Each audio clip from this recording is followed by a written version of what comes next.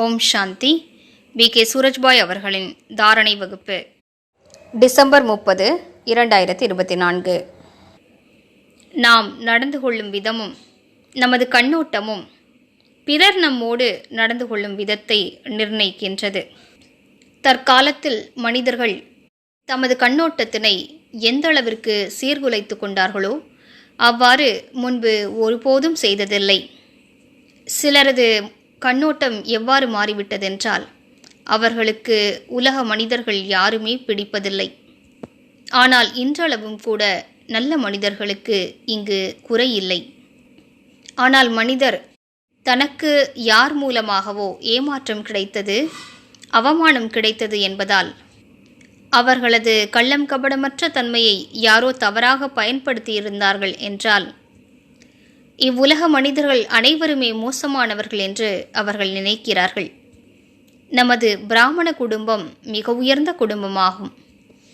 இது தேவகுலத்தின் உயர்ந்த ஆத்மாக்களுடைய குடும்பமாகும். இது பகவானுடைய குடும்பமாகும். இது எப்படிப்பட்ட குடும்பம் என்றால் இங்கே அனைவரும் தூய்மை தன்மையை கடைபிடிக்கிறார்கள். இங்கிருக்கும் அனைவருமே பகவானுடைய காரியத்தில் ஈடுபட்டிருக்கிறார்கள். தமது வாழ்க்கையினை மாற்றிக்கொள்வதற்கான உறுதியான எண்ணம் கொண்டவர்களின் குடும்பம் இது. எனவே நமது இந்த குடும்பத்தை போன்று வேறு எந்த குடும்பமும் இருக்க முடியாது. ஒவ்வொருவருக்கும் தனிப்பட்ட முயற்சி இருக்கிறது, தனிப்பட்ட கண்ணோட்டம் இருக்கிறது என்பது சரிதான். ஒரு மொத்த சாம்ராஜ்யமுமே இங்கே உருவாகி கொண்டிருக்கின்றது.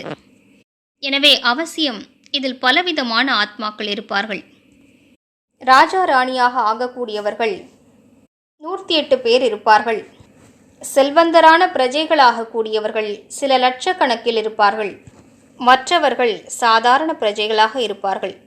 எனவே பலவிதத்தில் இருப்பது இதில் நிச்சயிக்கப்பட்டதாகும், இயல்பானதாகும்.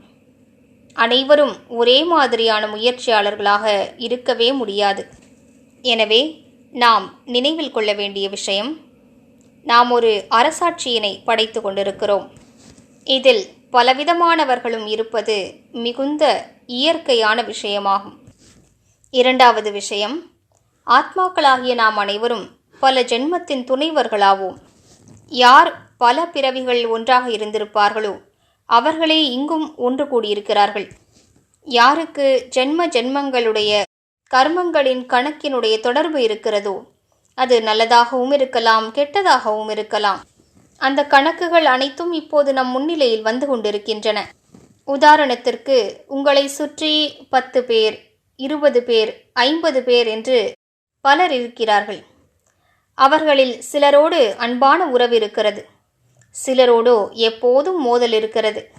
சிலர் மீது வெறுப்பு இருக்கிறது, சிலர் மீது பழிவாங்கும் எண்ணம் ஏற்படுகிறது. ஏனென்றால் இவை அனைத்தும் நமது முற்பிறவிகளின் கர்மங்களின் கணக்கே ஆகும். உங்களை யாராவது துன்புறுத்தி இருக்கலாம். அவர்களை பார்க்கும்போது மனதில் பழிவாங்கும் எண்ணம் எரிகின்றது. அவரை பார்த்ததும் மனம் ஏன் கோபத்திற்கு ஆளாகிறது என்பதை புரிந்து கொள்ள முடிவதில்லை. இது முற்பிறவியின் விளையாட்டே ஆகும். இப்போது இந்த நேரத்தில் யாரிடம் உயர்ந்த ஞானம் மற்றும் யோகத்தின் பலம் இருக்கிறதோ அவர்கள் தனது பாவனைகளை முற்றிலும் மாசற்றதாக ஆக்கிவிட வேண்டும். பலவிதமான ஆத்மாக்கள் இருக்கிறார்கள். அவர்கள் பலவிதமான வேடங்களை ஆற்றிக் கொண்டிருக்கிறார்கள்.